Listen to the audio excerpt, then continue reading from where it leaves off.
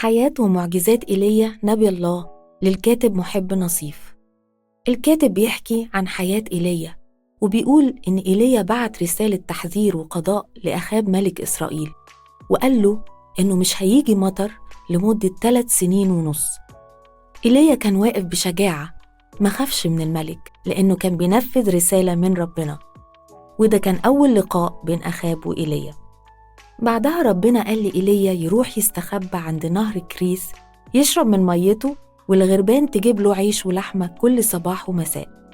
ولما النهر نشف ربنا قال له يروح لأرملة في صرفة اللي في صيدون، ولما وصل طلب منها تشربه مية، وبعدين قال لها تعمل له كعكة الأول، مع إنها ما كانش عندها غير شوية دقيق وزيت، لكنها سمعت الكلام وعملت له الكعكة الأول، وربنا بارك بيتها عشان طاعتها لرجل الله. اللقاء التاني إيليا طلب من أخاب يجمع له الشعب كله على جبل الكرمل، وهناك قضى على أنبياء الأوثان اللي ضللوا الشعب وخلوه يبعد عن ربنا.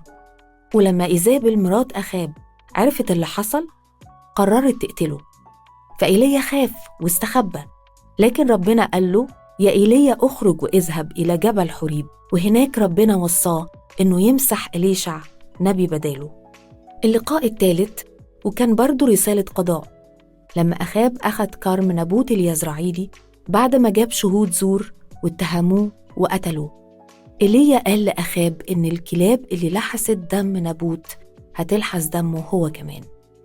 بعد موت أخاب ابنه أخازيا ملك مكانه، ووقع وأصيب وبعت يسأل آلهة أوثان عشان تشفيه، لكن إيليا قال له رسالة ربنا: السرير الذي صعدت عليه لن تنزل عنه، لأنك تركت الرب إلهك وذهبت تسأل آلهة وثنية. وفعلا أخازيا مات وملك يهورام مكانه. وفي النهاية الكاتب بيحكي أجمل مشهد لما إيليا وإليشع اتحركوا من الجلجال لبيت إيل وبعدها الأريحة، وهناك ربنا بعت مركبة من النار، وإيليا ركبها وطلع وساب لينا مثال النبي الأمين اللي عاش مطيع لربنا لحد آخر نفس، وصوته فضل شاهد على الشر وبيقول للناس ارجعوا لربنا.